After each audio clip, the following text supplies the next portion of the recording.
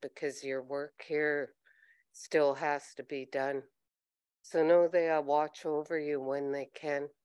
Asking your Creator to let tonight be a yet one halt up an excellent work tonight, and that everyone goes home safely when they leave here.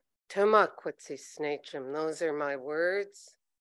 Chen Quin Mentomiap, Wachayap yo, you all take care. Amocho. And I'm going to turn it over and call up my friend, Joanne Curry. And just now I'm going to apologize and say I may not stay for the whole event, and I will stay for a while. So here you are, Joanne. Thank you, Elder Sequoia.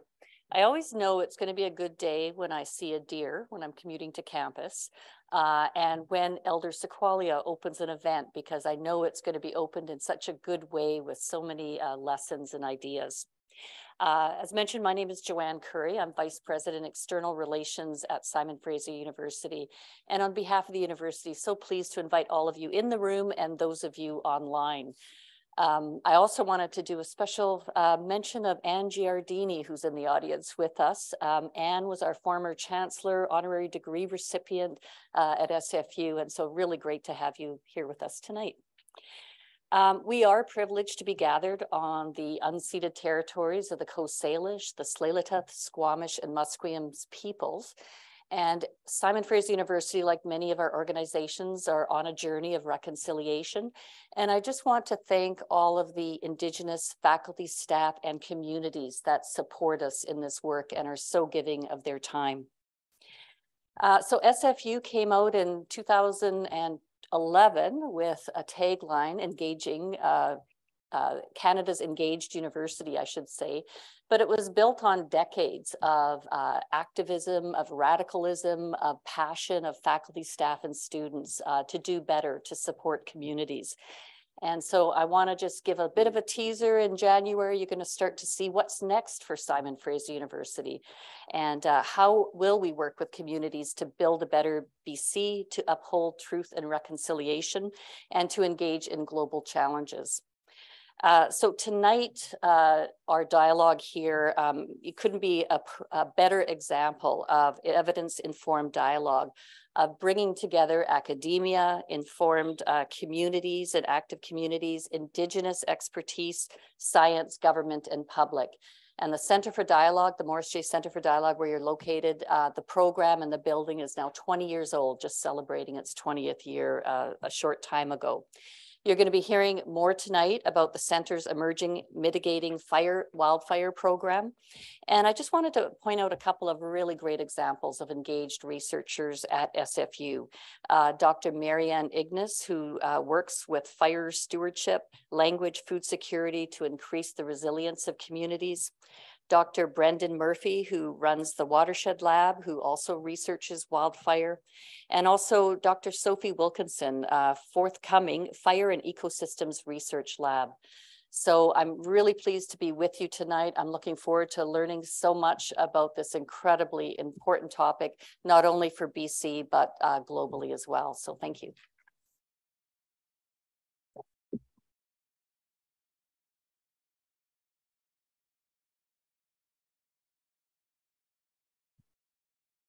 Hello, everyone. I'm Robin Prest. I'm the program director at the Morris J. Wass Center for Dialogue, and I'll be working tonight to hold the space along with my colleague, Elodie Jacquet. I'm Elodie, and I work with Robin. I'm the manager of knowledge and practice here at the center.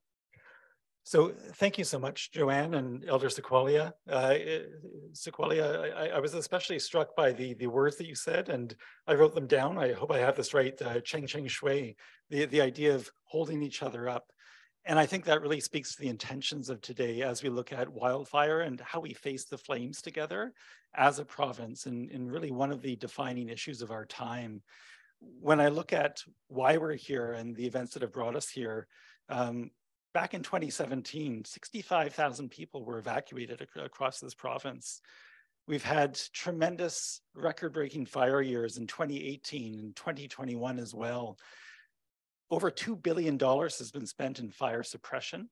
over the last number of years since 2017. And we know that there's countless impacts that are, really trauma-informed and really serious impacts across the province, including what happened recently within the city of Lytton.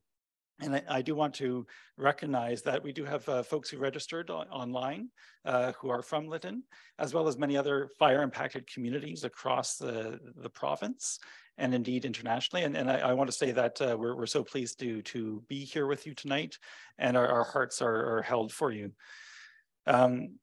As far as the formalities, I also want to recognize that we have a number of elected officials and other folks who hold formal station who have registered primarily for the online, the hybrid participants.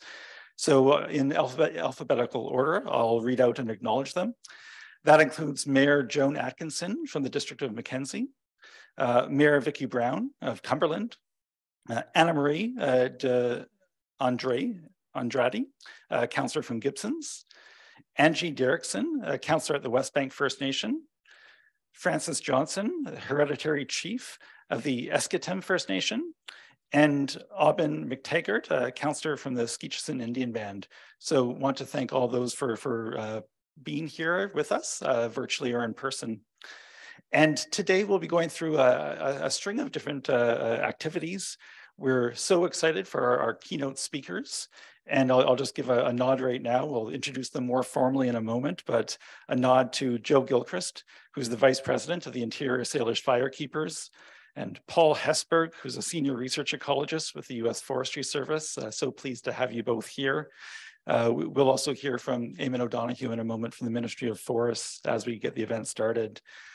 And then this is a dialogue. So in addition to hearing those really important words, we're going to be creating space for dialogue amongst all of us, online and in person, to share ideas about how we go forward in a way that both acknowledges the tremendous events we've been through and looks towards solutions for where we go from here and how we can be hopeful and earnest and take this work forward in a good way to address wildfire in the province. Thank you, Robin, for that. We also want to acknowledge all the folks who are joining us online today, and you're coming from many different areas, including folks from Williams Lake First Nation, from Kamloops, from the Okanagan, from Fort Nelson, and we also have a lot of international guests joining today from Australia, Nigeria, some also from the other side of our beautiful country on the Quebec, Saguenay and other places. Donc, à ceux d'entre vous qui sont francophones, on vous remercie de vous joindre à nous. Bienvenue. On espère avoir une bonne conversation avec vous aujourd'hui.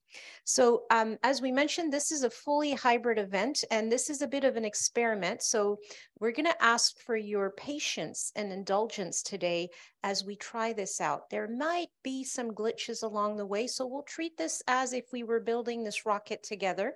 So bear with us, and we will try to make this work for everyone. So maybe if I could ask our tech folks, could we get a little look at who's in our online room so you can be with us a little bit and we can see you? I don't know if our tech folks can do that. Let's see if the magic happens.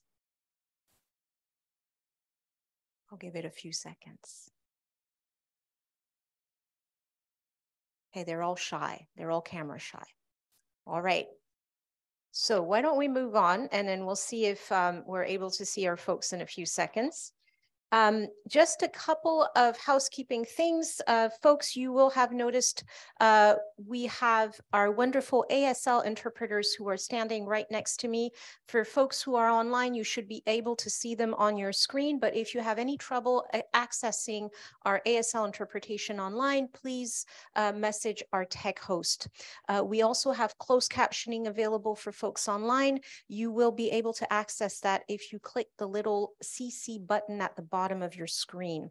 And again, if you're having trouble, please reach out to our tech host. If you at any moment in this room or online need some support, you want to speak to someone. Oh, look at that. We can see the folks online. Wonderful. Hello. Wonderful to see you all. Some waves. There you go. Look at that. This is 20th century stuff happening right here, right now. Awesome. So as I was mentioning, if anybody at any points needs to talk to someone for some support, we have some supports available both in person and online. If you're online, you can reach out to your tech host who will give you a phone number. If you are here in our room, you can exit the room, and just outside the room at the registration table, somebody with one of these shiny badges can guide you to our support person. So please don't hesitate to reach out if you need that. If you need the washrooms, they are downstairs here in this area. So you just have to walk to the back there and go downstairs. For folks online, I'm pretty sure you know where your own washrooms are, so I won't go over that. As we are doing this dialogue together, we would like to remind you to please turn your cell phones off or put them on vibrate if you want. And we'll try to have an actual conversation without phones. So a couple of reminders. Elder Sequoia very kindly reminded us to all come in good hearts and good spirits. So I wanted to stress that today as we move into our dialogue. So a few rules of dialogue that we like to remind folks of here in this space. We invite you to come here in a spirit of curiosity, to really explore ideas together. This is a tough topic for a lot of people. It's also a topic that can feel very scary. So I'm going to encourage you to maybe try it out. Some of the ideas you're going to hear tonight might feel a little unsettling, but let's sit with those ideas for a little bit and play with them. You can ask lots of questions. You can propose additional ideas. You can build on each other's ideas. So we're going to encourage you to really do that tonight. Let's push the limits of what we can do in dialogue. The power of dialogue, that it allows us to really enter into a complex and nuanced discussion. So that's what we want to do here today. It's not so much a place to stand on a soapbox and deliver a speech. And you'll see our speakers are really interested in hearing from you as well. We want to be open to different perspectives, but we also want to make sure we center everyone's dignity. As Sequoia mentioned, we're all people here. Some of us have different lived experiences. Let's respect each other in the space and online as well, if we can do that. Remember, we're here to share, we're here to learn, we're not here to attack each other. So I'm gonna be the enforcer here. So if you misbehave, I will start walking towards you with my stink eye. So take that as a sign that you might want to stop using language that your grandma would be ashamed of. Just joking. No, we will try to all be good dialoguers tonight. But again, sometimes when we use words, we might be clumsy, and it happens to all of us. So I will ask each of us, if that should happen, to just apologize and move on gracefully. It can happen. And again, let's try to make a difference between the intentions that we have and the impact it might have on others. So again, really asking for all of your collaboration to make this happen in a really, really good way. So with that, I will pass it back to Robin. All right, and first up, we're going to be asking Eamon O'Donoghue, the Associate Deputy Minister of Forests, to come and speak to us. Just a couple of words about Eamon as he comes up to the front. Eamon started his career with the BC Public Service in 1991 as a park ranger in Mount Robson Park. And he has a long career since then, and his roles have included being the Executive Director of the Integrated Land Management Bureau, as well as serving as Assistant Deputy Minister of the North for the Ministry of Lands. And in February 2022, he became the Associate Deputy Minister of Forests, his current role, a portfolio that includes both forest management and the BC Wildfire Service. So pleased to have you here, Eamon, and looking forward to hearing what you have to say. Thank you very much, Robin. And first, I just want to say thank you to Elder Sequoia for opening us up in such a good way. What a lovely opening. Made me think about some of my own family, who I hope are here with me tonight. You know, I live up in Smithers, northern BC, and for many years, I tried to ignore wildfire. I said, well, that's something they deal with down in Kamloops and other parts of the province, and it really, you know, doesn't affect me too much. But boy, has that started to change. The year 2018, where we saw wildfires, even in the Northwest, were quite significant and traumatic across the land base, had such a huge impact. Now, I don't know, are we going to pull up that presentation? at some point? There we are. So I thought I would just rip up this first slide, which says protecting BC forests. And I think often people would think, well, that probably means we're talking about some easy topic like old growth or caribou or something along those lines, but not tonight. Tonight we're going to talk about, really making BC's forests more resilient. And in doing so, I think we'll actually do a lot of things for old growth and caribou and those things as well. Next slide, please. Robin covered part of this, but in the years between 2017 and 2021, we had 3 of the worst wildfire seasons on record in BC. That's pretty remarkable within a 5-year period to have those kind of wildfire seasons.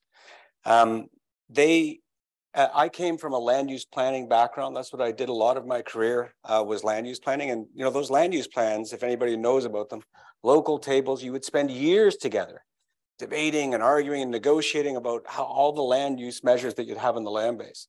I watched the wildfires rewrite those land use plans that took years and sometimes decades to form in a matter of weeks. They got rewritten.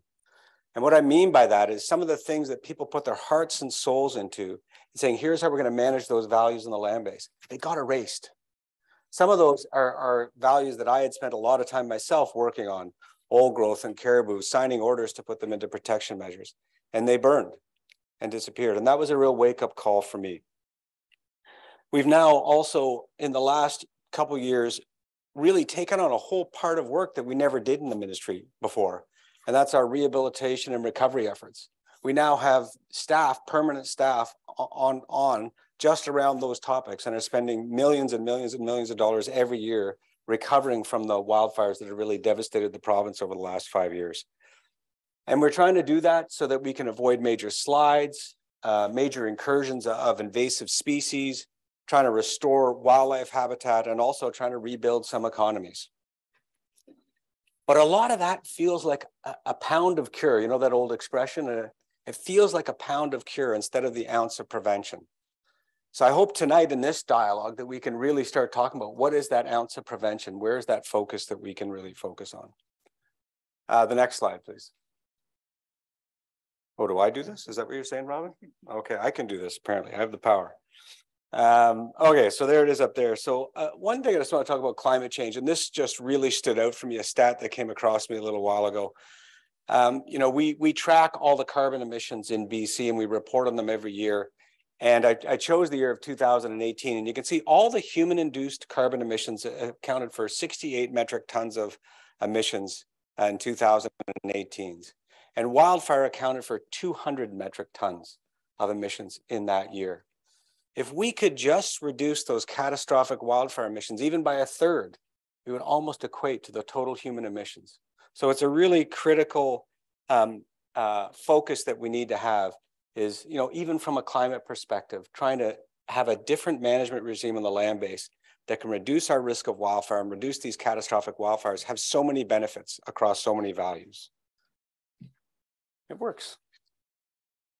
The impacts on values, I talked a little bit about this at the beginning, and I tried to get the precise number for you tonight, and I couldn't quite get the analyst to get it for me, but the old growth, which is a big topic in BC, it's something a lot of people care about. This government just announced the deferral of 2.6 million hectares of old growth in the province, our most at-risk old growth. I've seen so much old growth that I've probably signed off so many old growth management areas in the province that have burned in the last 5 years. And that was disheartening to see that maybe our approach wasn't right.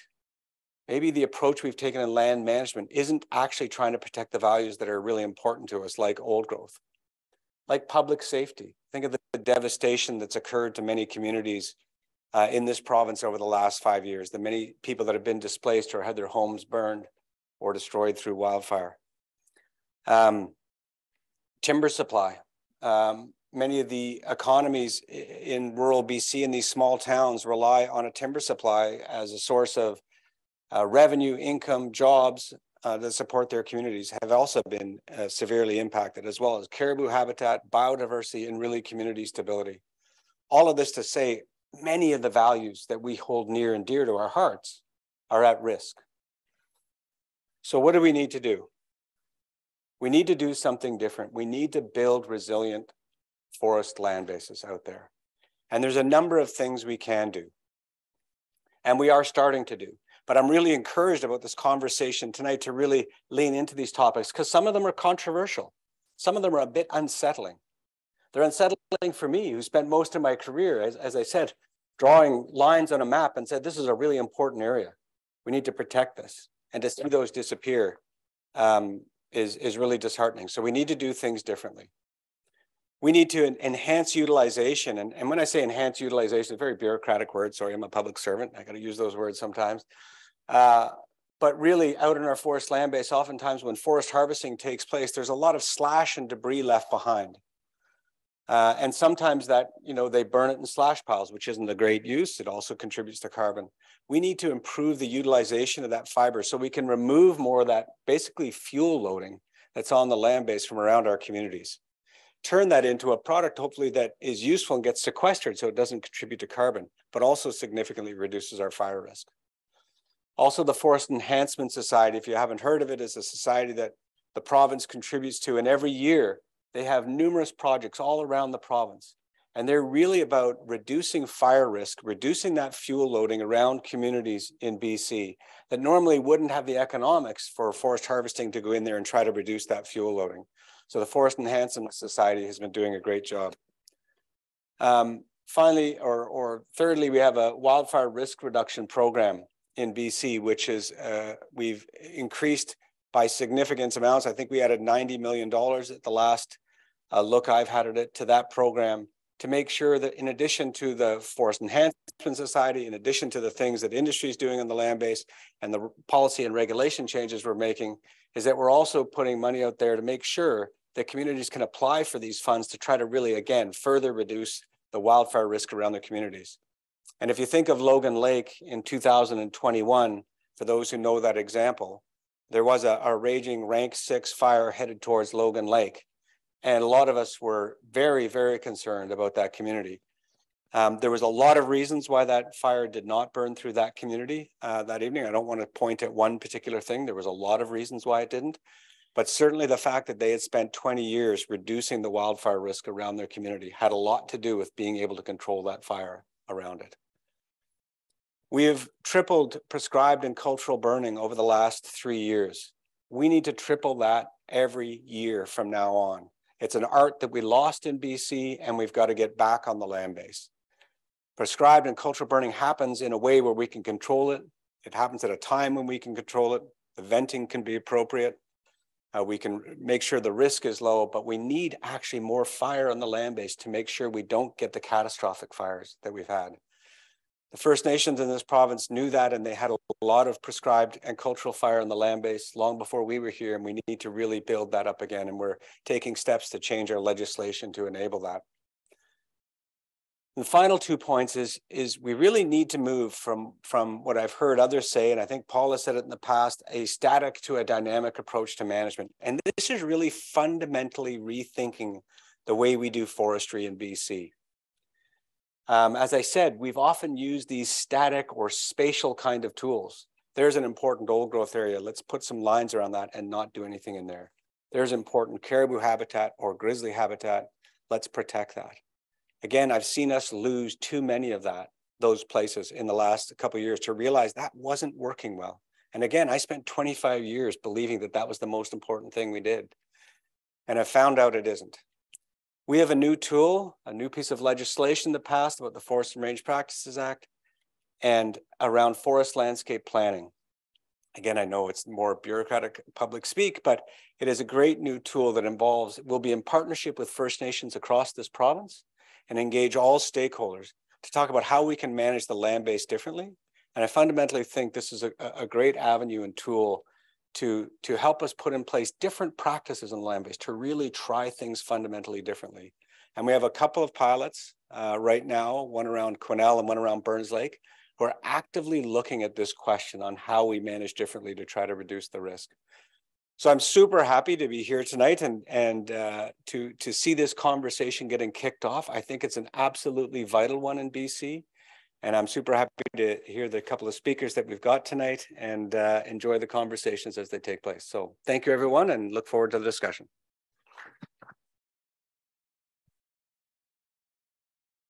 Thank you so much, Eamon. Our first co-keynote for tonight is Joe Gilchrist. And let me just say a few words about Joe as he makes his way up. Joe is somebody with a tremendous range of stories. And I read with interest in his bio how he described himself as when he was 6 years old, seeing fire being used to enhance hay production, cattle feed, deer habitat. Joe's currently the vice president of the Interior Salish Firekeepers and is really on the forefront of bringing back cultural burning and supporting that movement to scale cultural burning in a good way. Joe was also a unit crew leader for the Merritt Fire Devils Type 1 unit crew. So has a deep firefighting history with the BC Wildfire Service.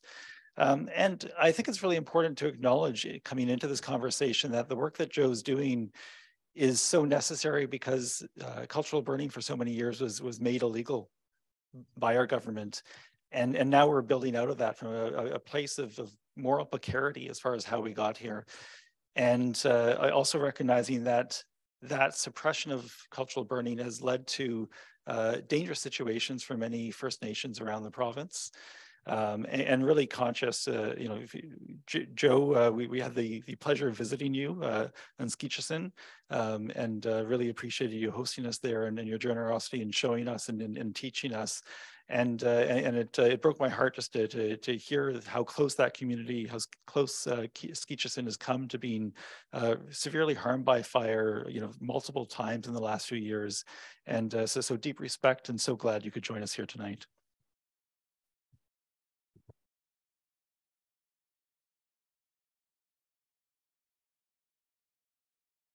Hello, everybody.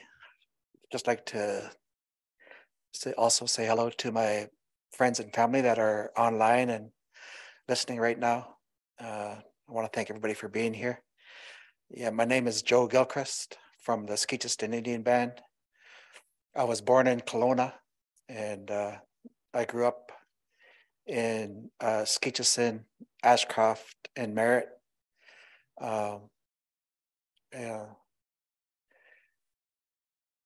And as my friend was just saying, one of the stories from when I was young is I was dropped off between Chalouse and Logan Lake with my grandfather, and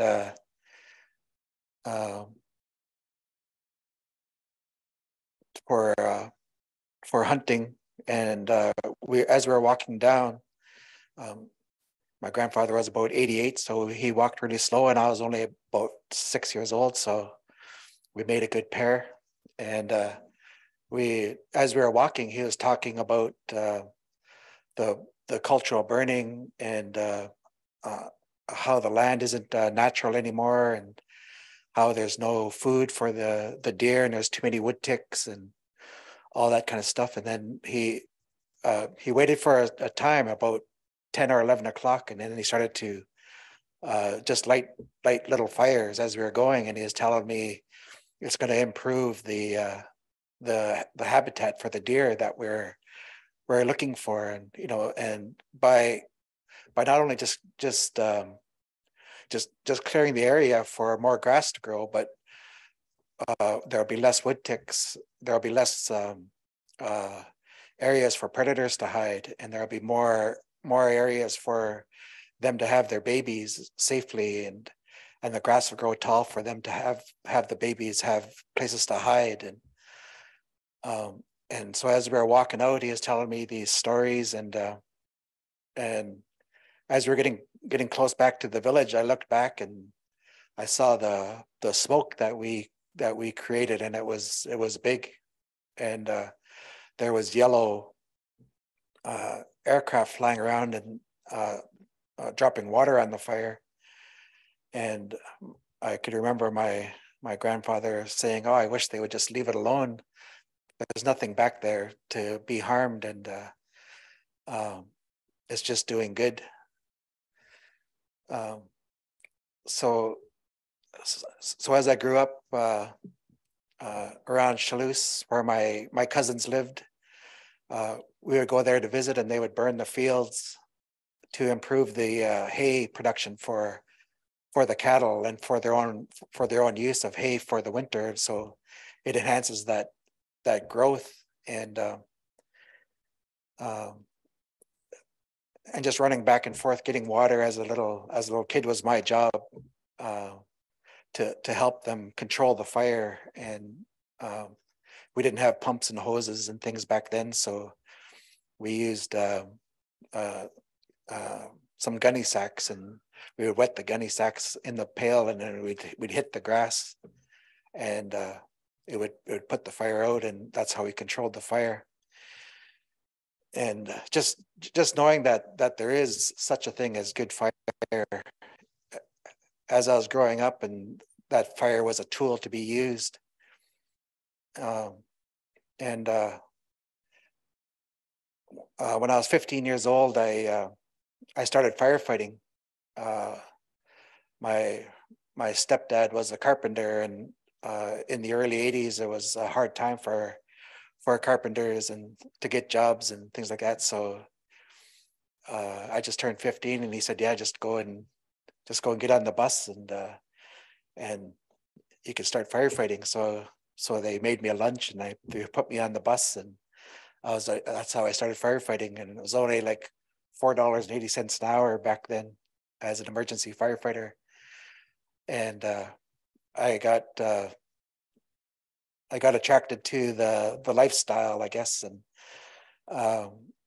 I began a career firefighting in the 80s with the Merritt Fire Zone, and just learning from my boss back then, Tom Lacey and Harry Spahan, about cultural burning. And back then, they talked about how the cycles and how the cycles of fire and would control the growth of certain species on the land, and how the indigenous people used fire in a good way and in a controlled fashion, so that the whole area was a mosaic of burned areas, and for different reasons, not just for deer, for mushrooms, for different medicines that we use, for berries. There was, and also, like, around the villages, there was fuel management that happened around there, just so that it wasn't threatened by wildfire in the summertime. And as I learned more and more about firefighting, I went to in 1991, the Merritt Unit Crew started, and since I had quite a bit of fire experience, my first year as a squad boss on the Type 1 Unit Crew, the Merritt Fire Devils, we got to travel all over BC, and just got a lot of I guess good friends and camaraderie with the people of the valley that was on the crew, and the same with all the other First Nations crews. We got to know each other from all over. And as the firefighting career went on, we traveled across Canada, and we traveled to the north. We didn't make it into the Northwest Territories, but we were close to Yukon, but we didn't quite make it. And we made as far over as Quebec to Chapleau, and a lot of times we went to Ontario and Alberta, but most of the time we were in BC fighting fires. But just meeting people from all across Canada and having the same stories of cultural burning in their areas, and how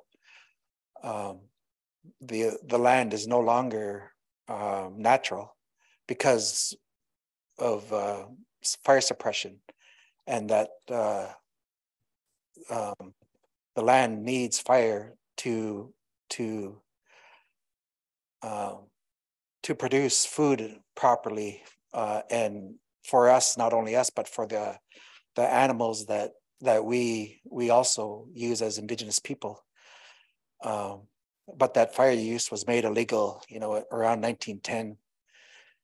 And that fire suppression now kind of is the norm, and it hasn't been doing us well over the years.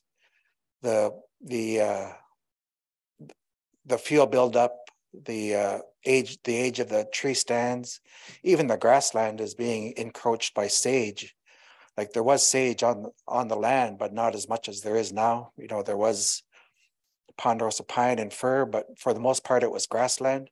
There wasn't as much fir and ponderosa pine, and I'm talking about our southern areas. But in our northern areas, the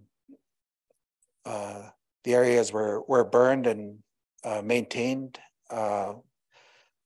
If there's black spruce, it would have been burned to, and it would have been burned every few years to keep it more of a deciduous stand than allow black spruce to come, because black spruce is a really volatile fuel. And also the same as in the south, the high elevation spruce balsam, true fir is a really volatile fuel. And as we've seen on many of the fires that are fairly current, that our sage and our low elevation grassland is extremely volatile if you don't look after it. And for thousands of years, the indigenous people did look after the land by using fire and at all elevations. And an example of that is a story of huckleberries, that the high elevation huckleberries were burned every 4 years in the fall time.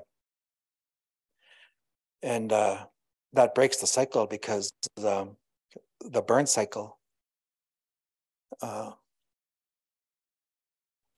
that high elevation burns every 100 to 200 years, and it's a stand replacing burn. And so what comes back after a stand replacing burn is the grass, and then after that is the alder and the willow, and then after that the evergreen starts to take over, and then after 100 or 200 years, then it's ready to burn again, and a lightning, a strike, or something will happen, and then it'll burn. It'll start all over again. That's one burn cycle. And to grow huckleberries, in that huckleberry likes 50% shade. So what you do is you burn it every 4 years in the fall time, and you knock back the evergreen so that there is no 100 or 200 year cycle. And as long as you keep up the 4 year cycle of burning on huckleberries, you'll always have a huckleberry patch. And if that's done in a mosaic pattern all over the land like it was, there'd be different ages of trees. And a wildfire can't grow to the sizes you're seeing right now, because the age classes of the trees and the amount of fuel on the ground is a lot less, and it's more of a mosaic pattern of different burns. And down in the lower elevations, burning for mushrooms and other medicines and grass and that kind of stuff for our own food and for the animals that we hunt and use, the deer, the moose, the elk, was burned every 2 years for grassland, was burned every 7 to 15 years in a burn cycle for fir and ponderosa pine, and for lodgepole pine was burned every 40 to 60 years. And so by doing this, and the land doesn't have one continuous fuel that can sustain a wildfire that goes for many kilometers now. We've seen fire travel over 60 kilometers now, which is catastrophic, especially for for people that live in the area. Not just the flames are dangerous, but it's also the smoke. And we've seen since 2003, the amount of smoke each summer has been increasing, and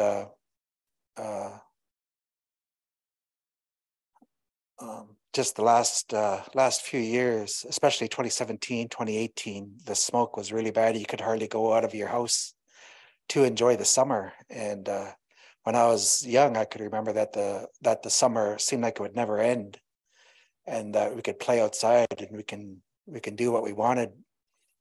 But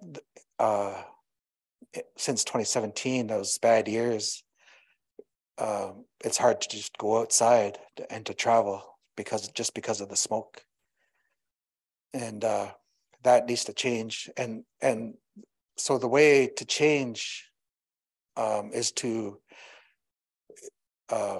bring back cultural burning. And with the Interior Salish Firekeepers Association that I'm on right now, we're trying to bring back cultural burning. We're interviewing elders and knowledge keepers to learn more about the land and how it was burned and why it was burned, and to use those stories to safely and properly put cool fire on the earth again. And so when I say cool fire, there's a time in the springtime and the fall and the winter that's good to burn. Around the villages and the cities right now, there could be work, either some logging to remove some fuel that is too thick, that shouldn't be there, open up the stands and make piles, and then you can burn those piles in the wintertime.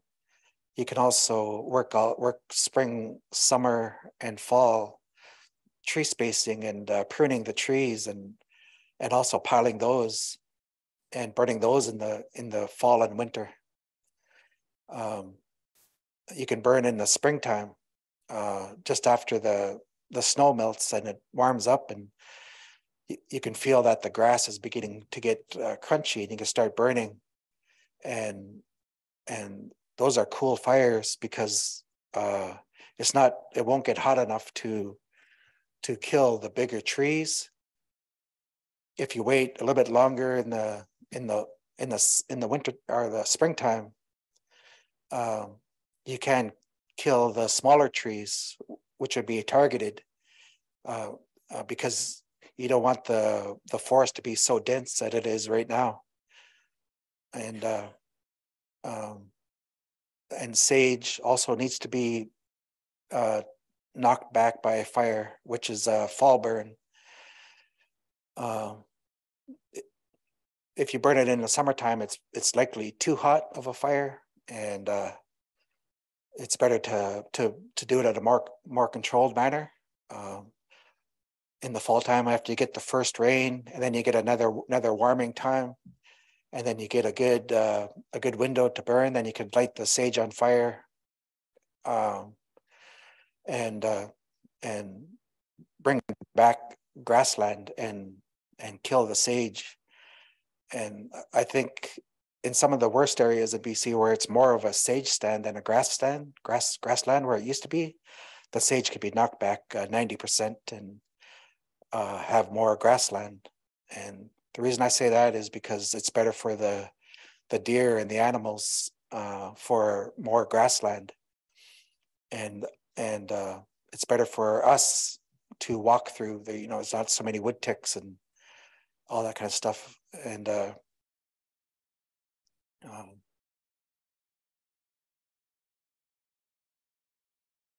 I just lost my train of thought.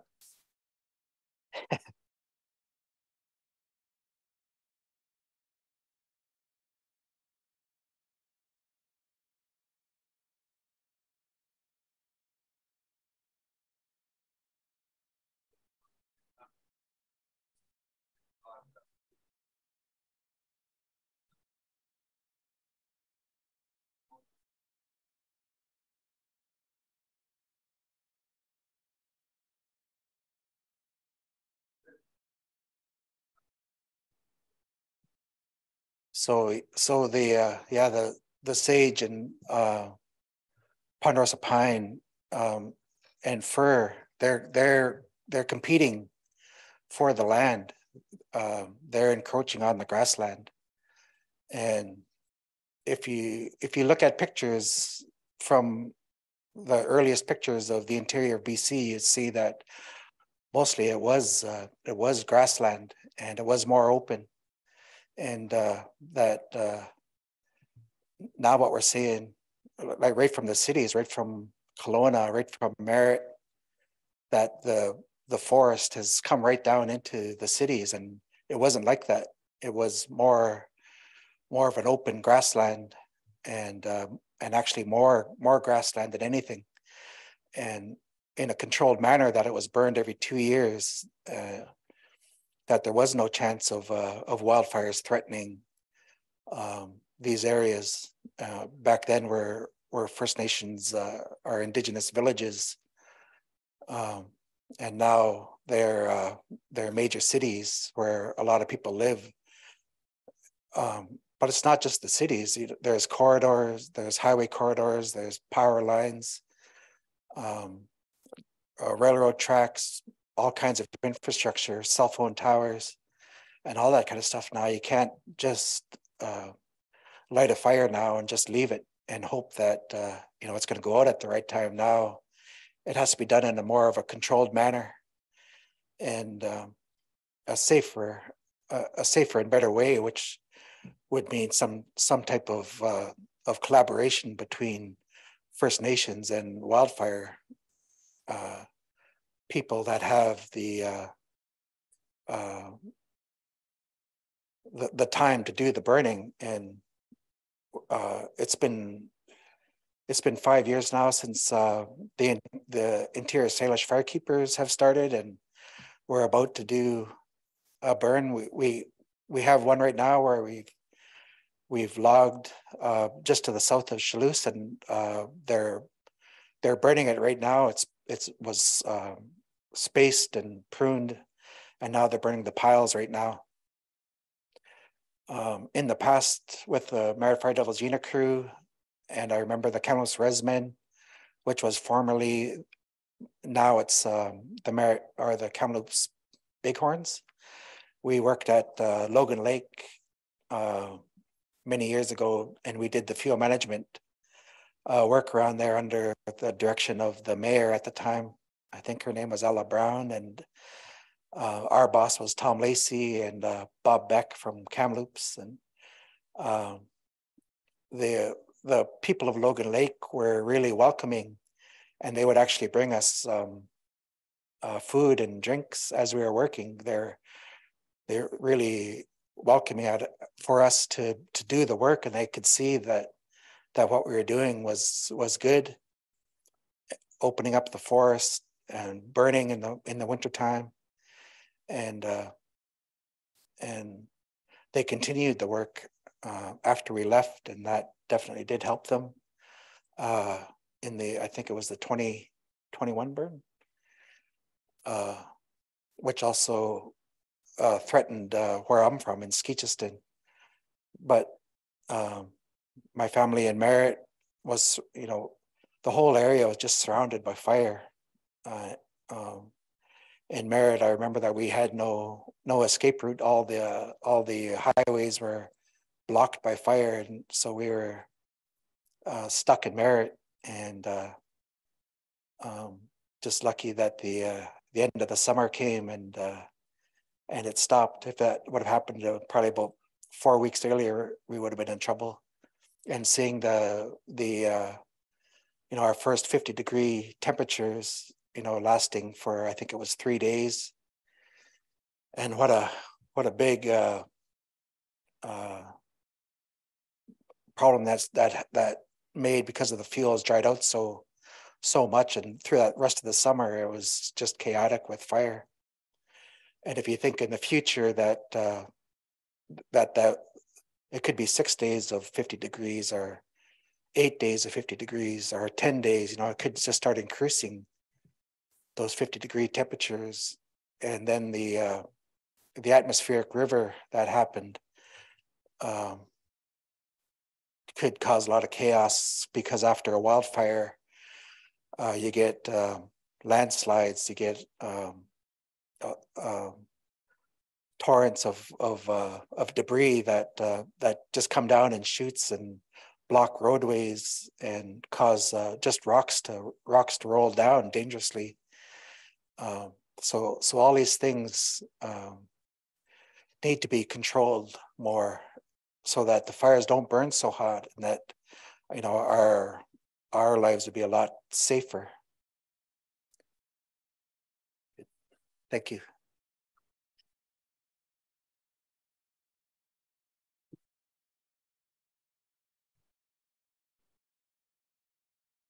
Right. It is now my pleasure to introduce Dr. Paul Hessburg. Paul is a senior research ecologist with the USDA Forest Service, Pacific Northwest Research Station. He's also a professor at 4 Western US University and at the University of British Columbia here in BC. He's also the current president of the International Association of Fire Ecology. His research explores wildfire, climate change effects on historical, current, and future landscape dynamics and resilience.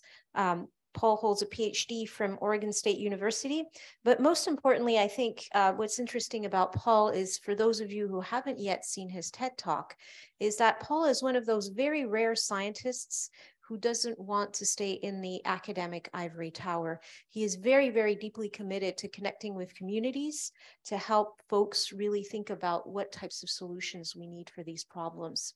So Paul, thank you.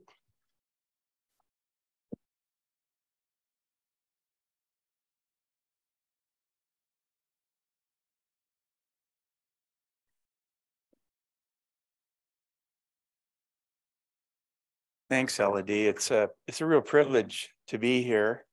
I hail from the States, Wenatchee, Washington. If you haven't visited us, it's where the Cascade Mountains dive down to the Columbia River.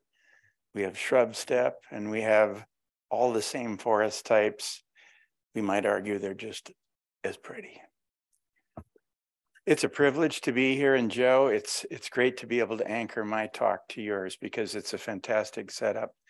I think my assignment today is to share some ideas about some things we've been studying in our lab for a long time. And it's basically to sort of ask the question, is the role of landscape resilience an old idea, or is it a really new idea? And I'm going to argue that it's both, that it's an opportunity to refine landscape resilience. I've been hanging out in British Columbia the last few years working with folks, and I find it to be one of the most spectacular places that I've ever visited. We played up here when we raised our kids, fishing for Kamloops trout and picking berries over the last 35 years or so. So it's culturally incredibly varied. Ecologically, it's one of the most varied places that I've really visited, and it's really grown on my heart. But it's changed an awful lot. And so my story is going to be a little bit about some of those changes and what it might mean, and some ways it might point us forward. We're familiar with a lot of the change agents, and I'm just going to talk about a few of them. They've occurred over the last couple of centuries, and they start with diseases, depopulation of indigenous tribes, and their culture of fire stewardship. And it goes all the way to the present day with fire suppression. And there are a variety of other factors, but together they sort of amount to fire exclusion. Timber harvest, especially in the pine, Interior Douglas fir, dry and moist mixed conifer, had an impact. We harvested a lot of the large older trees, and smaller trees filled in the spaces. They were often thin barked, and they were intolerant of fire, which is the predicament we see. We also lost really vast hardwood forests, not only in the States, but also here in British Columbia. Bark beetles have always been actors on this landscape, but they've been particularly large influence, of course, in lodgepole pine, Douglas fir, spruce. Most of the species have been affected.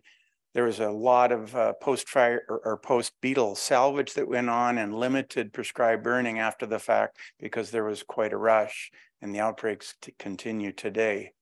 In many cases, there are just too many trees on the landscape for the current climatic regime. And that, we talk about climate change. This actor is enlarging tremendously on the landscape, and there's a real sense of urgency about dealing with moving into a no analog climate in the way that it's going to shape our environments, where trees get to grow, and so forth. I want to share a couple of pictures from a variety of different landscapes to show you some sort of visually compelling images. Here I'm going to talk about some frequent fire forests. So think about ponderosa pine, interior Douglas fir, some dry mixed conifer. In the 1930s, you can see the black and white image above. Frequent fire, like Joe talked about, kept a lot of the ridge tops, the dry aspects open. There were a lot of woodlands. There wasn't a lot of closed canopy cover because of frequent fire. Now in the 21st century, you'll see continuous forest, and that's a recipe for high connectivity for conditions that can spread severe fire. Let's move up the hill into some landscapes where you can see dry mixed conifer on the dry aspects, but here you're looking at moist mixed conifer in some cold forest. And in those landscapes, fire was a little bit less frequent, and so when it visited, it took more each time. So you'd have moderate severity fires on those landscapes and severe fires, and it left behind a patchwork. And as it turns out, there was a lot of power in that patchwork. I'll talk about more of that in a minute. You get up to the highest elevations where the cold forests live, lodgepole pine, subalpine fir, Engelmann spruce in pure and mixed conditions. And you can see that there's a ton of fire in that landscape as well. And the gray areas that you're seeing in that top photo are actually areas where there's a lot of hardwood shrubs and hardwood trees that are obtaining on the landscape. These ended up being pretty amazing barriers to the flow of fire on the landscape. That happens early in the sear, and as the stands age, you'll see conifers obtain, overtake the aspen, and so forth. So hardwood was a key recipe in the landscape ecology of those forests. A couple of ideas emerge just from those three photos that I wanted to share. The first one is that frequent fire in the dry and the moist mixed conifer, that essentially increased the likelihood that the next fire was going to be a low or moderate severity fire. And the reason why is it was taking away dead wood and fuel ladders, and it increased the likelihood that those conditions would persist over space and time. In the bottom situation, you see that the patchwork presented a ton of power on that landscape. The fact that you had open and closed canopy stands, you had hardwoods on the landscape, you had prairies, grasslands, shrublands, sparse woodlands, all of those factors produced a patchwork like Joe talked about that really changed the future size and severity of fires on the landscape. So these are all key factors that essentially came out of this dance between human-started fire, cultural burning, and lightning-ignited fire that created patchwork conditions that actually influenced the future of fire. So here's a cartoon of what that really looked like. In the top photo, there's a lot of information, but it's actually pretty simple, so I can understand it. On the top row of maps, what you're seeing is historical conditions, and what I'm showing on the far left in the top and the bottom series of maps is the pattern of forest structure. In the top map, you can see that there's a lot of variable size patches and various conditions. On the bottom, you see more homogeneity, much larger patches, that sort of thing. And then all you need to do is look down the maps and ask the question, oh, by the way, hot color's bad, cool color's good. Okay, and what you basically see is that as the homogeneity increases across the landscape, the likelihood for severe fire also increase. It's related to the fuel loads that have existed, the complexity and the density of the forest. And this condition is widespread across very large landscapes. So that kind of gives you a visual cartoon of how changes in the patchwork lead to change in a process. Wildfire. It also extends to bark beetles, if you think about it.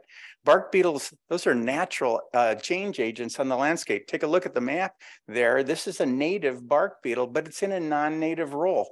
You see the map there with, again, cooler to hotter colors. That part of that landscape was already always vulnerable, but it wasn't highly connected. It wasn't contagiously connected. You shift to the more modern image and you see that we've literally changed the way bark beetles can act on that landscape. So there's a landscape ecology of healthy bark beetles on the landscape that we've shifted as well. All right, I want to shift into climate change because it's a really big deal. We're now noticing that Extreme climate and fire weather currently drives area burned. But was it always that way? Or have some of the landscape changes actually changed the way climate can influence the landscape? And here's the culprit, right? Right here, we're looking at global temperature and its relationship to greenhouse gas emissions.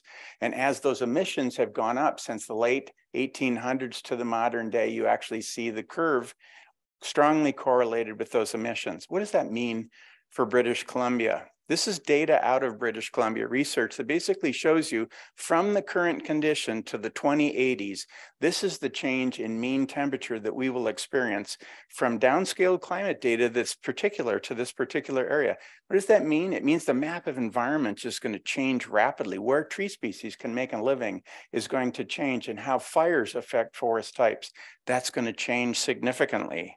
This isn't hypothesis. This is happening today.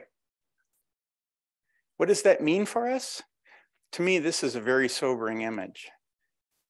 By the 2100 in North America, summers are going to last nearly half of the year. It's a lot of exposure to drying and curing and the role of fire. It's something we've never really experienced, and it means it's going to have an effect of narrowing the season of winter and changing when spring and fall occur. All right. I like to say that hardwoods and non-forest conditions are the secret sauce of BC resilient landscapes. As Joe told you about the grasslands and the prairies and how cultural burning was used to maintain and cultivate those conditions throughout Western North America, we find that non-forest conditions, so grasslands, prairies, wet and dry meadows, shrublands, open woodlands, savannas, and now hardwood forests are a critical part of the landscape. And I'm going to tell you here why I think they're pretty important. First of all, much of the landscape was in the non-forest conditions. It was part of the healthy forest landscape in various patch sizes. Hardwood patches were widespread. In the moist mixed conifer and the cold forest, very often the first thing to jump out of the ground after a disturbance is hardwoods, hardwood shrubs and hardwood trees. These limited future fire and severity, not always, but often. And as aspen stands or birch stands got older, fuel accumulated, they'd often burn. But they gave you a window when fire flow was influenced on the landscape.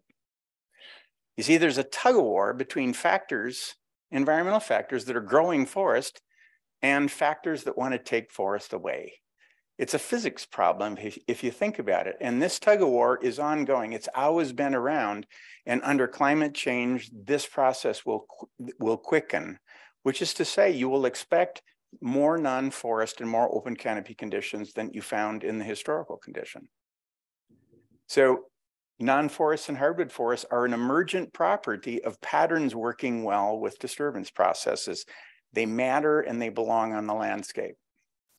With climate change, this intensifies, and it's not a small deal. All right.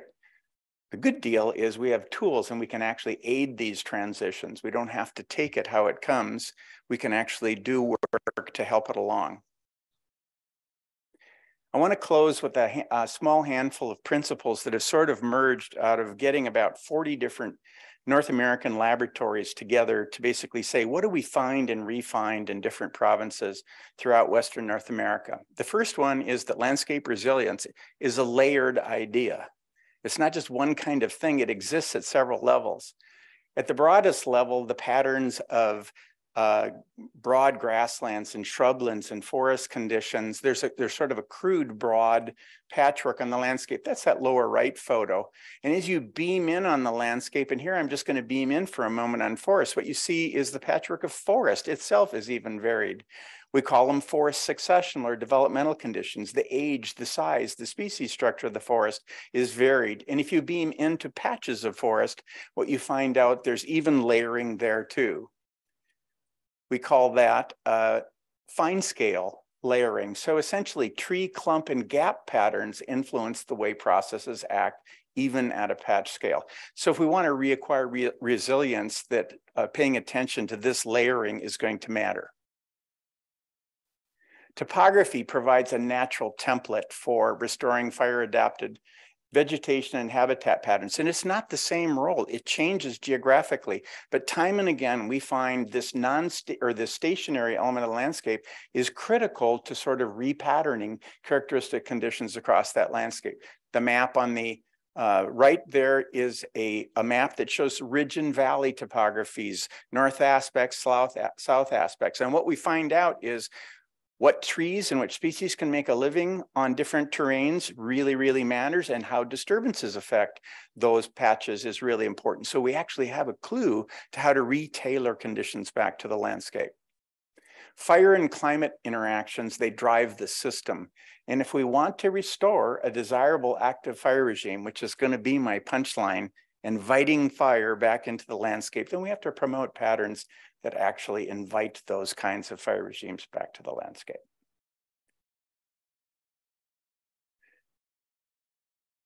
All right.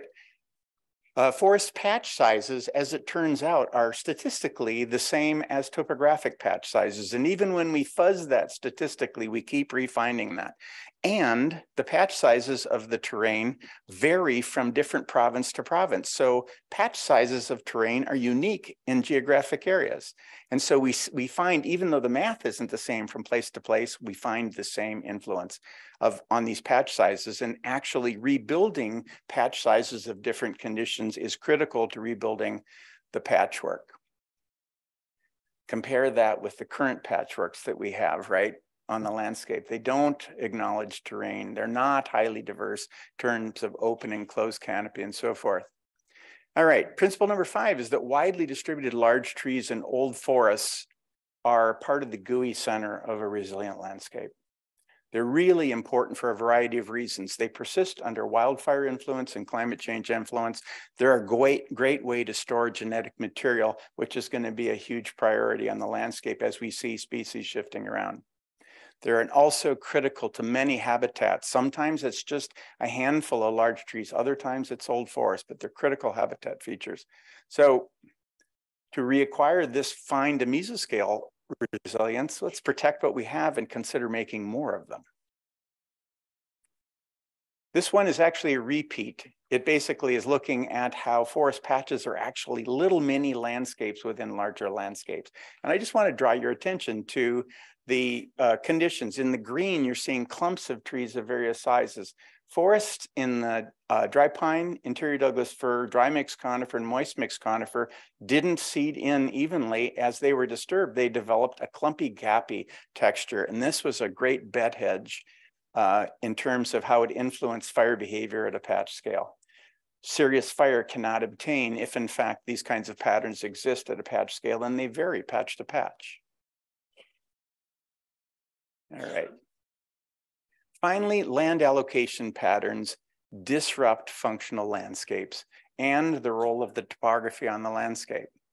To reacquire this functionality, it's going to be important to develop wildfire and climate adapted conditions that cross land allocations.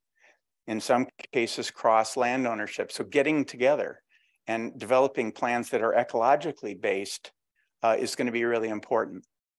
With climate change and wildfires, land management allocations will not protect stationary conditions. So even though we can put things in a paddock, whether it's a particular habitat or timber harvesting, they will not hold up unless we do some special things about rebuilding pattern over space and time. All right, I'm getting towards the finish line here. So is this a new paradigm or an old one? Are we rediscovering the structure of landscape resilience? I would argue that it's been around for a very long time, and we're a day late and a dollar short figuring out that it belongs and it can really help us. Landscape resilience has a structure, and it can help us to redistribute patterns that are more durable and conditions that are more robust and protect the things that we value. So developing diverse and dynamically shifting conditions requires large landscape prescriptions that are going to be aligned with topography, that reduce the structure of, reproduce the structure of multi-layered resilience, and restore a primary role for hardwood forests again on that landscape, and wetlands. Wetlands were also a key feature. There's a whole talk on that. The arrangement, number, and type of stand level treatments, things we know how to do, literally make up the plan for how to do it. So we have the tools. It's just developing a large landscape prescription for applying and getting that behavior off the landscape. This is a cultural shift for many of us in planning and management, how we do our work.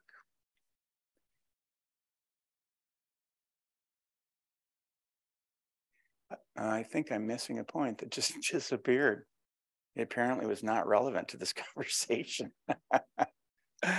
All right. I believe the point that I was making here is that in a lot of ways that we're just actually expanding our thinking, beaming out a scale to create new configurations.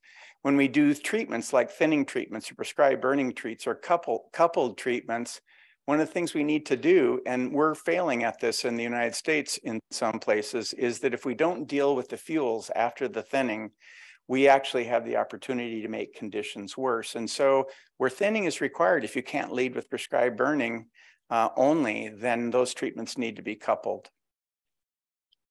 All righty. And then probably one of the closing things is that in order to be effective, if you think of the scale at which wildfire is managing the landscape, doing proactive work has to exceed the scale and the pace of wildfires. So it can't be a small venture. It has to be a fairly large venture, and it has to be fairly strategic. And finally, in the interior, there really isn't a way of us to define a long-term delivery system for stationarity, for static conditions on the landscape. So what we're really saying here is that developing management systems for dynamism is really more on key with the goal. And that's a transgenerational commitment. And we get that from our Indigenous partners. They handed off landscapes that were set up, ready to go, and the maintenance work continued. Finally, here's a teaser. This is from the Sierra Nevada of California. I had to show you just something from the United States. This is a study that basically says over 400 years, and that was the length of time that trees hung around, the Native Americans in the Sierra Nevada did so much burning that they actually weakened the relationship of the climate signal to area burn. And it's only after depopulation that the climate signal strengthens again and is the dominating influence over area burned. Thank you very much. I hope these ideas help a little bit in the discussion. Thanks for your kind attention.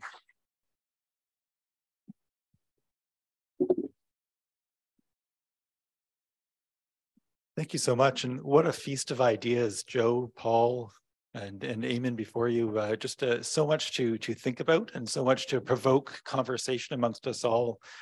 And for the next 20 or 25 minutes, we're going to have an opportunity for a large group dialogue, both amongst all of us who are here in person as well as those who are online. And we invite all of your contributions and recognize there's a real wealth of knowledge just amongst all of us here through experiences, technical knowledge, lived experience. So please share. Elodie. Just a couple of things. I know one of you at least started us off earlier today, but if you want to speak, just wave your hand at one of us and we will acknowledge you. You can turn on your mics by pressing that little button under the microphone. You'll see there's a little green-red button. Wait till the little light on your microphone goes red, and that way folks online can also hear your question. If you don't turn your microphone on, unfortunately, the folks online won't hear you.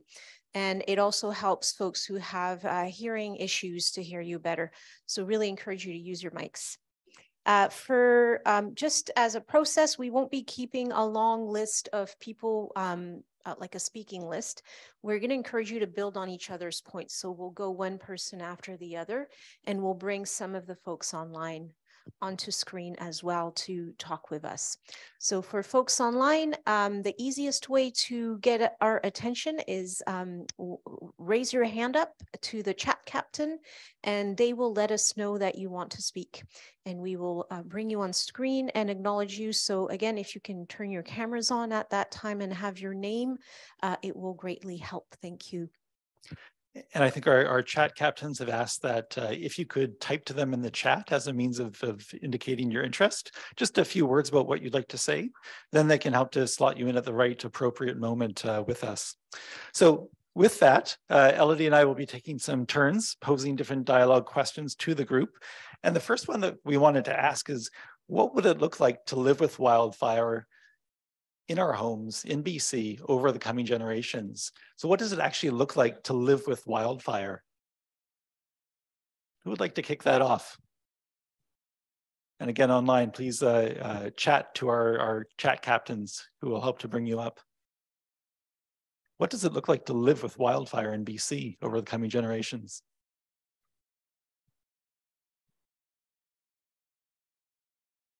Please. And your name, if you wouldn't mind.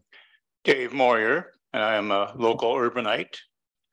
But one of the things I'm concerned about is in the past few years, as mentioned by our speakers, we've had horrendous wildfires all over the province, which has created temporary and long-term issues with habitation, economics, tourism, which is a big buck thing in BC. So how do we adjust where we are now to where we know we're going in the next few years with wildfires and forest fires, because we haven't figured out the best way or the only way to solve it? Thank you. Who would like to build on that? Robin, I think we had a person in the back here. Oh, wonderful. Go ahead. There we go. Could you just turn your mic on, please? Thank you. No. There you go. Okay, so my name is Merrick Thomas. I'm also a local resident of Vancouver. To build on that, I think a lot of it has to do with the patchwork and different elevations and how accessible it is to the forestry industry that is pulling wood out, in a sense. So if we're looking at like a longer term scale of how to, I don't want to say harvest the wood, but essentially keep the patchwork and elevations climatized to the ecosystem in an efficient way so that we can do that, then it'll be best for long term. I'm not too sure if that's something that's talked about or anything. Okay, thank you. And I'll again invite those who are online to also indicate their interest in speaking, and especially if you're from a wildfire affected community, really want to hear from you today. Who else wants to add to that conversation? How do we live with wildfire? Please don't be shy. How do we live with wildfire?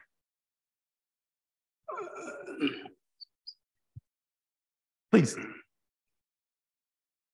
I'm not sure exactly what you mean by living with wildfire. Do you mean living with increasing fires that are out of control? Or do you mean, as people always have, living with a certain amount of wildfire? So are you talking about living wisely with wildfire or living completely out of control with wildfire? Absolutely. And if I could add one thing to that, I have a question too that I'd like to take this opportunity to get answered, which is to what extent is the forests burning now at unheard of levels worldwide contributing to global warming? And is that a kind of, is that going to be like an asymptotic kind of thing that's going to drive us beyond our temperature gain predictions that we've had up to now? Thank you. And your name again was? Sorry. Oh, Dale Hunter. Dale. Okay. Thanks so much, Dale. And just to clarify your first question, I think really when we're talking about living with fire, we've heard some about what does catastrophic wildfire look like, of course, with the implications that have happened for communities over the last number of years. And then we've also heard the story about what does good fire look like from our speakers today, as far as cultural burning, as far as other forms of how fire can be helpful to the landscape and prevent those catastrophic wildfires. So when we're talking about how do we live with fire, it's really that ladder that we're getting at, as far as what does that look like to try to transition from this uncontrolled to a sense of fire being something that we work with and that we invite in helpful ways. So I hope that's a little bit more clear as far as the question. Now, as far as what does that look like as far as climate change and how bad are things going to get, I think I'll look back to our speakers. Anybody, Joe, Paul, or Eamon? I don't know if you'd like to comment on what this looks like within the context of climate change. I'll give it a shot. It depends how we respond. It's an excellent question. And a lot of it depends on our response and how well we actually respond at the scale of the problem. We have a variety of tools to help us to be able to literally influence whether or not just the worst fires affect our forests and around our communities. And what we anticipate is that we literally have to arm ourselves for a future that does not look like the past, which is to say, our best years are in the rearview mirror, and there's really no pretense about that. And so the idea of living with wildfire, but inviting the kind of fire back that we want is really more at the center proposal. All right. And we have ways of being able to do that. But we actually have to come together and choose how to do that and then innovate in all the sectors to make that possible. I think we had a speaker in the middle who wanted to perhaps add to that idea. Yeah, my name is Dan Thiel. You were talking in your presentation about wetlands, and I wonder how much increasing wetlands would mitigate against wildfire on top of controlled burning. And I wonder if it's time to bring back the beaver, because I understand that beavers do a tremendous job at increasing wetlands. Thanks. Part of that was asked and answered. In the United States, we feel we've lost somewhere between 10 and 12 million beaver, and they're ecosystem engineers. And so they did an awful lot of wetland engineering. And so we're quite sure when those features are on our landscape that they're barriers to some fire flow on the landscape, except under circumstances when we have spotting that easily jumps the wetlands. So all the features that I talked about are not persistent always features. The way the landscape works is they're all sometimes features, and that's the beauty of having those features in the ecosystem. You literally can't hardwire their effectiveness, but you can increase the likelihood that they're more often effective.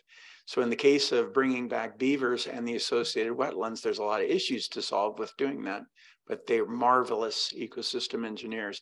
In terms of other kinds of wetlands that we've ditched and drained, for example, they block fire flow pretty significantly, and they create a hypereich zone that's very wetted, and it's very difficult to burn most times of the year. And so to the extent that wetlands can be increased where they live, that's a helpful ingredient. But no one ingredient is essential to solving the puddle. There's so many aspects that are important. You named a couple of them. I think we have a person online. Oh, they just disappeared off the screen. Let's give it a second, see if we can bring our online speaker back on. Hello. Can you hear me? Right. Can you hear me? Yes, we can hear you. Go ahead. Thank you. Donna Aljam. I'm the Nikumen Indian Band representative for the area. And I'm one of the members in the communities of several communities of, I believe it's 8 in our valleys. And we were one of the lucky few that survived the big fire, the elephant fire, the Lytton fire that raged through our communities. And it is through preparation, it is through mitigation, it is through preparation of not only on reserve. This is one of the main things that we had to fight for, was off reserve, because off reserve would have impacted our reserve directly if we weren't able to prepare and work into the forest areas. So there was, like I heard numerous times, lots of fuel management that was in the areas above us that would have impacted us. And as pictures have been seen through First Nations Emergency Service Society, through that Fire Smart as well too. Our area has been shown numerous places in regards to our preparation for the community. We were held in suspense right up to the day after the fire flashed over our community. And it was really heartbreaking, you know, to find out, yes, our community survived. And due to the preparation and fuel management that we did prior to this, this is how it survived. Now, it's been a good year afterward. We were concerned about things like wildlife coming back in. We're concerned about some of the plants, some of the medicines coming back in. But through the discussion of Dr. Paul there, he mentioned a lot of factors about it coming back green. And it is one of those things that are happening right now. Unfortunately, it wasn't fast enough that we did experience the mudslide. So there was a lot of ground movement. And for such small streams, it was such devastating impacts to the land where it just did what it wanted to do. So we're surviving from that right now. Highway 1 is operational again, able to be transported on. And there's a lot of coming back from that too. But in that aspect of it all, green is coming back better as explained by Mr. Gilchrist, that these things are good for the community. So just to let everyone know that there are good things to come out of fire as long as it's done properly. Not like the forest fires that we had in this past couple of years, but you know, with the management that we can do this, and in spots and areas, it'll be better managed. So thank you, everyone. Thank you. Thank you very much. Anyone would like to build on that comment or add to that?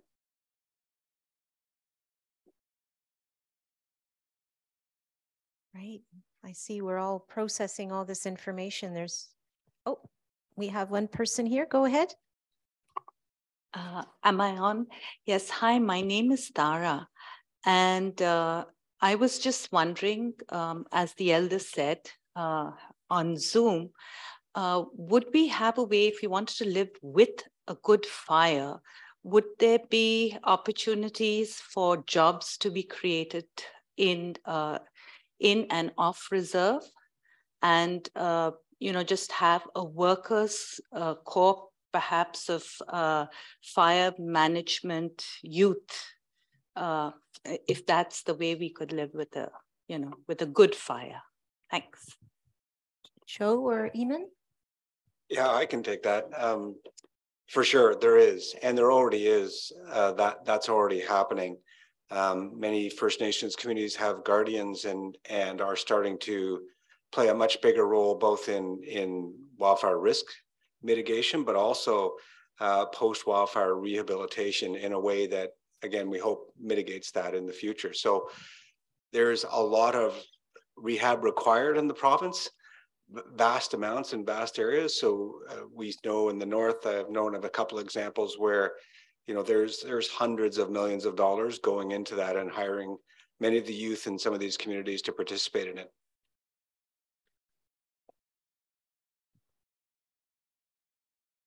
One more person here. My name's Barbara. I'm just wondering, kind of to elaborate on that, I work in forestry, and there's been, with all the fire suppression and the reduction of use of fire on the land, a lot of knowledge has been lost over time. And I'm wondering what efforts are being put in place with government and with some of the fire keeping programs to kind of cultivate and transfer that knowledge so that we're able to use it on the land again.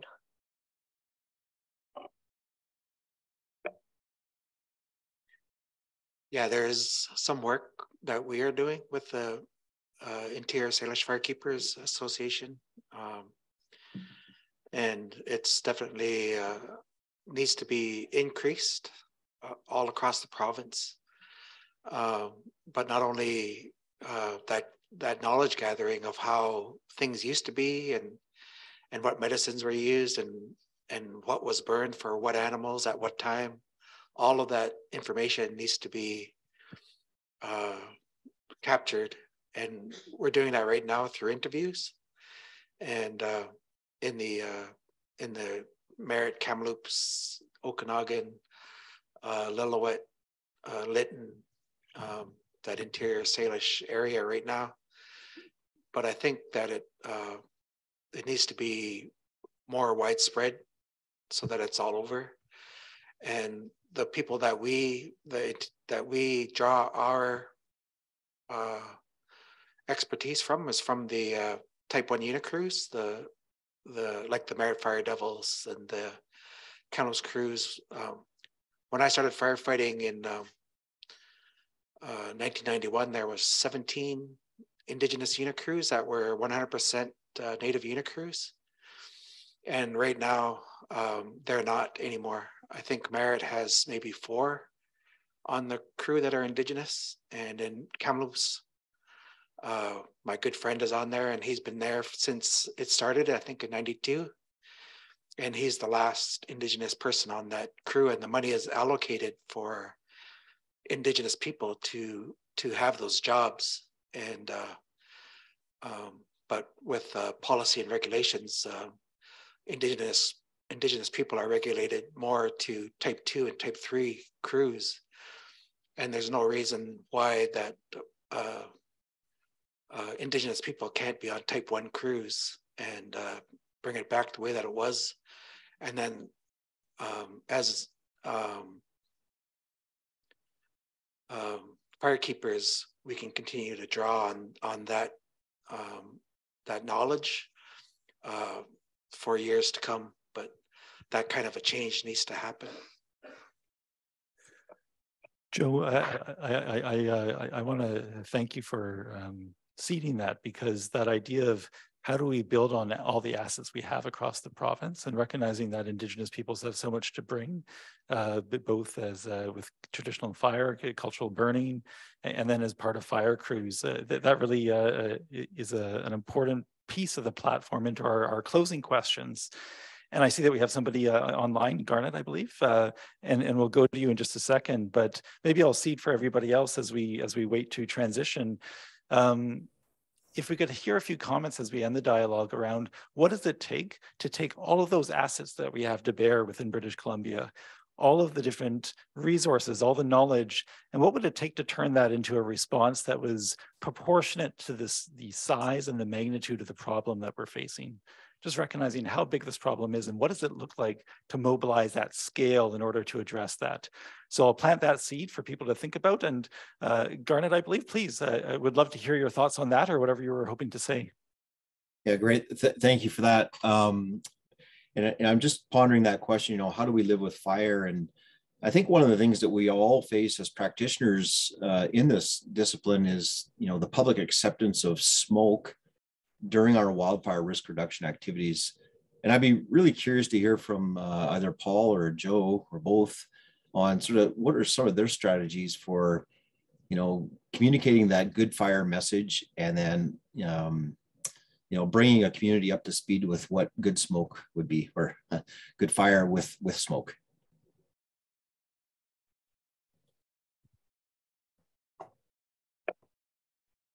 Yeah, so for thousands of years, Indigenous people have used fire in a good way, and that way also, burning in the spring, you burn at a cooler time and you control the size of the fires, and so you don't get as much smoke, and you can also burn when the venting is good also, which means it lifts higher into the atmosphere and it's carried away, and it doesn't bother the people. And of course, the more that you increase the amount of cultural burning by Indigenous people, the less fuel there is on the ground for fires in the summertime. And so the fires in the summer, they'll still happen, but there won't be as much fuel for it to burn, which would mean it'd be easier to control in the summer. And fire suppression that has its place in the summertime can be done to control the fire. And by controlling the fire, then you can control the smoke. But by doing that, you have to remove the fuel first to bring it back to a place where it's more controllable. And then it becomes a good fire because it'll create a mosaic that won't burn again for many years. And so that partnership with fire is a good thing as long as there's control of the fire now, especially with the infrastructure that's in place. Thanks so much, Joe. And I think we have time for probably one or two more comments. So I see we have somebody queued up online. Sorry, is it Tiffany? I can't quite read your name. Please go ahead. You might be muted. Oh, can you hear me now? Yes, that's perfect. Yeah, excellent. Yeah, wake up everyone. I just wanted to say kukshem to Joe and Paul. That was really great information. And I just wanted to build on what Donna was mentioning and, you know, really just highlighting the fact that, you know, because we as Indigenous people, particularly a lot of us in the interior, have been burning for, you know, many, many years. I remember stories of my great-grandmother burning the sloughs so that they could go out and collect eggs from the birds, so they would burn before they nested. There's just so many things that are tied to climate adaptation as well as food sovereignty and being able to access our traditional medicines again, but also having the autonomy over when we burn, how we burn, and making sure they are those low, slow, cool burns, as Joe mentioned. It is so important, but it's not going to happen unless we're all working together with different governments and industries. I'm now in the Northeastern Treaty 8, but I am actually from Secwepemcúlecw. I had about 9 years with BC Wildfire Service. I'm now with Finesse.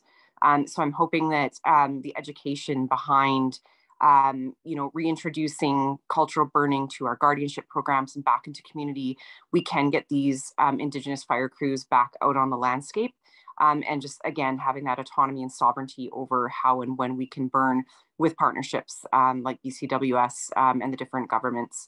So yeah, I just wanted to build on what Donna had mentioned, and I'm hoping that with some education sessions through Finesse and cultural burning practices, we can start moving those mosaics a bit further north as well, because we're seeing these longer summers up here as well.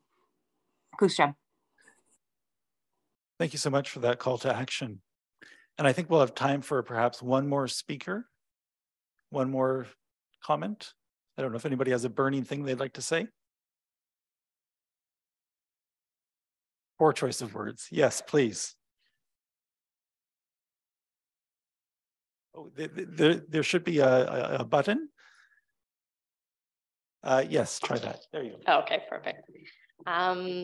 It's a bit in the minutia, so I apologize for making it the last question, but I enjoyed the points on landscape resilience, and one of your points was how it's quite layered. And for me, the layers go all the way down to the soil and the microbiomes that, you know, control the biodiversity of what seeds end up gaining ground, as Joe was also mentioning. And I think that there's the increasing burn severity can lead to the loss of like ectomycorrhizal fungi that are in the soil, and there's less tolerant micro bacteria that they lose their diversity in the soil as well. Would there be any sort of approaches that would involve also treating soil after burning to encourage the type of growth that we would like? And that's my question. Okay. So for human people, having connection with the land and having connection with the forest, as everybody has been seeing now, that it's been said that you know, the plants communicate with each other, the plants communicate with us, that's all done through the soil and through the, the different aromas and stuff of the forest, and how it's calming to us in our spirit and in our health, and to control that burn in the springtime. There's still moisture in the ground, so that just the top layer will burn, and that the roots and stuff, they won't be damaged. And you can actually at certain times you can target which species you want to enhance and which ones you want to control and knock back by actually killing the species that you want to control, and then enhancing the ones that you want. And for the spirituality of Indigenous people, if a forest isn't looked after, it becomes dark, and there's more spiders, there's more mice, and there's more wood ticks, and it has more of a darker feel to it. But once you burn it and you start to work with the land and control it, and then it becomes a lot lighter, and it's a balance of darkness and light. And for us as humans, of course, we need the sunlight. We need the connection to the land for us to be more healthy, and also for our own medicine and our own food and things like that. Thank you, Joe, for those powerful words.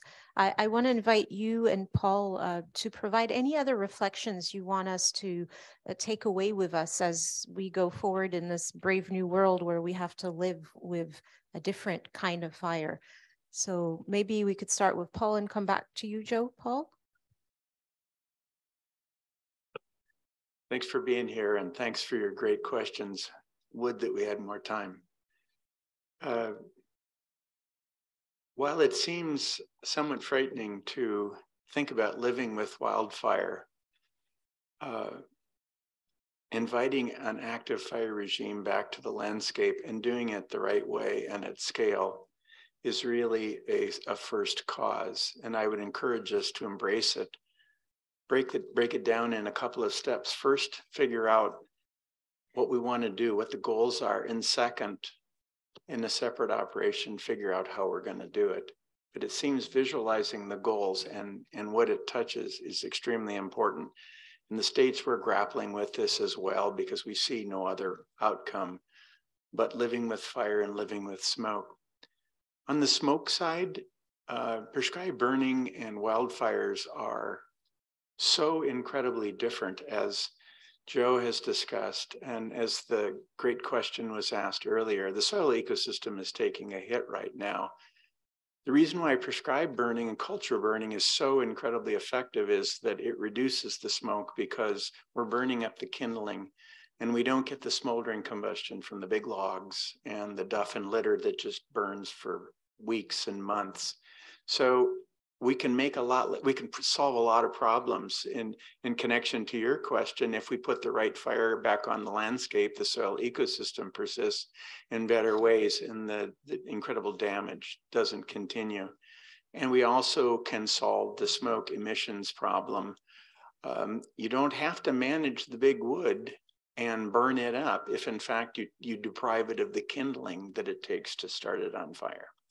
And so these are advantages that actually marry, they live well together. And I'd close with basically saying, I'm optimistic about the future, and that's why I do this. We have the tools, we have the creativity to do it, and we have the opportunity to innovate across sectors in a big tent sort of approach, literally knocking down stovepipes to get there, where scientists, managers, partners work together to problem solve this in original ways. Joe, any thoughts for us to take away? So I think that a very large change needs to take place. We can't just say that we're going to live with fire from now on. and not do anything. We've seen what happens in the summertime when suppression, has to step back and just let the fire go because it's too dangerous to fight. We can't sustain that. And suppression versus prevention. So prevention, is using cultural burning to get rid of the fuel and to build the mosaics of the forest and the medicine and out there to be able to control the fires. So to do that, a lot of laws need to change. Right now, I can't burn off of the Indian Reserve. I can only burn on the Indian Reserve. I can't go out without a prescription and burn off the Indian Reserve. And to get a prescription done, it takes at least 3 years. And to get a fire on the ground, you're prescribed to have so much equipment and so many people available at the time of the burn. And if it rains that day, or if it's too cool, or if it's too windy, either the burn doesn't happen, or it happens, but you don't achieve your goals.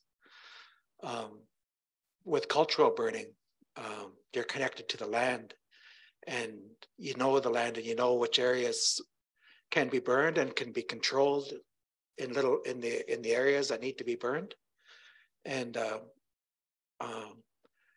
doing it in the springtime, or in the fall or in the winter, that those can be controlled off of the reserve, and it can be done in a safe way. And for the laws to change for that, it's going to take a lot of cooperation to move in that direction. And that's the way that I hope that it goes, and that we don't have to live with smoke in the summer. We don't have to live with being afraid that summer is coming, and that what's going to happen. Is it going to rain all summer, or is it going to be a bad fire year, and we're all going to be in our houses because it's too smoky to go anywhere? We want to travel, we want to do things and things like that. But if there's too much smoke, you can't go outside. You just can't live like that for days and days and days inside your house. It's just not healthy. We need the connection with the forest. Thank you, Joe. So I know this feels like we just started this conversation, but next I want to invite my wonderful colleague, Yolanda Clatworthy, to tell us a little bit about the Maurice J. Wass Center for Dialogue's commitment to continuing this discussion on wildfires. Yolanda.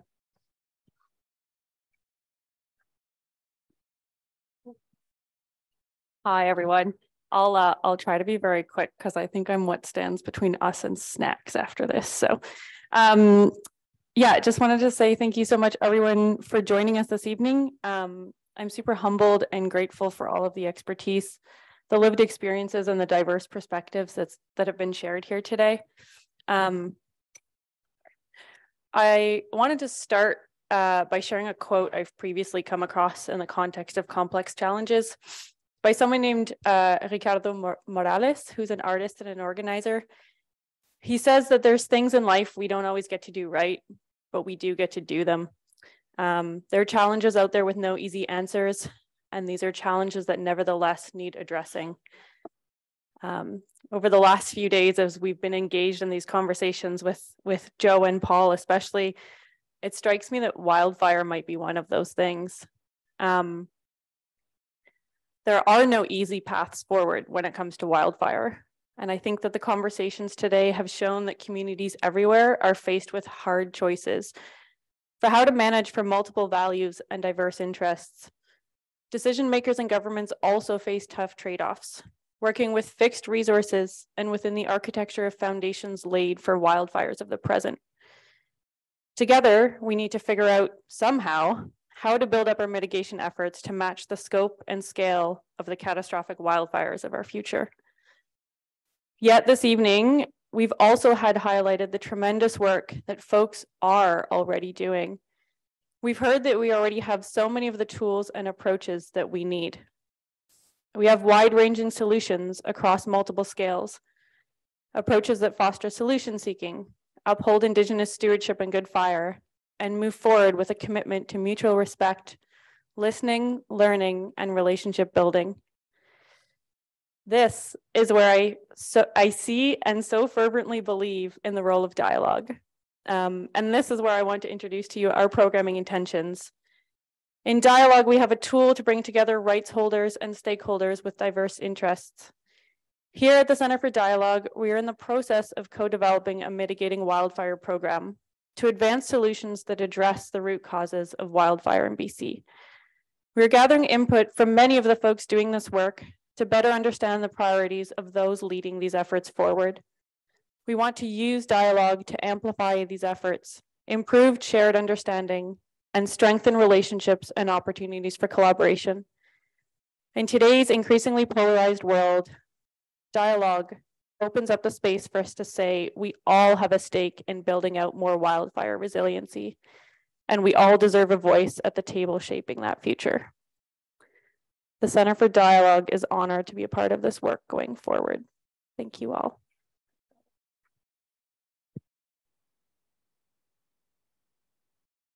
And a few final words of thanks. I really want to thank our funders, Bruce and Liz Welch, who have just been such generous supporters of the Center for Dialogue ever since its inception. Was very gratified by the words of Elder Sequoia. So pleased to have you, Eamon O'Donoghue, here representing the Ministry of Forests. Joe Gilchrist, Paul Hessburg, just tremendous gratitude for all the knowledge you've shared today. And Joanne Curry, our Vice President External, and all the leadership of SFU and all the support that we get in being able to host and create space for dialogue such as this. I also want to thank the meeting and events group at SFU, SFU IT, the videography and photography teams here that have been doing tremendous work. Yolanda Clatworthy, just such a pleasure and a grace always to be able to work with you, and I learn from you constantly. So thanks so much for the leadership you shared in bringing us together. Laurie Anderson, our Executive Director at the Center for Dialogue, and just somebody who's supported our organization and helped us grow and thrive so much. And the admin teams, the Democratic Innovation teams, and all the staff who've been here. I can't share all of our names, but just heartfelt gratitude, and I feel such a privilege to be able to work with you every day. All of you, there's knowledge in this room, and this is really a microcosm of the people who are going to be bringing this work together, bringing this work forward together, both here in person, everyone who's joined online, and to all the stewards of this land who continue to push us and drive us forward into being better guests on this land and how we take care of it. So for those of you who are here in person, I welcome you to stay for a reception. We have some food outside and would love to break bread with you. For those of you online, our moment today ends here, but I want to say that and extend an invitation to contact us, connect with us, and let's continue this journey together. So thank you all so much.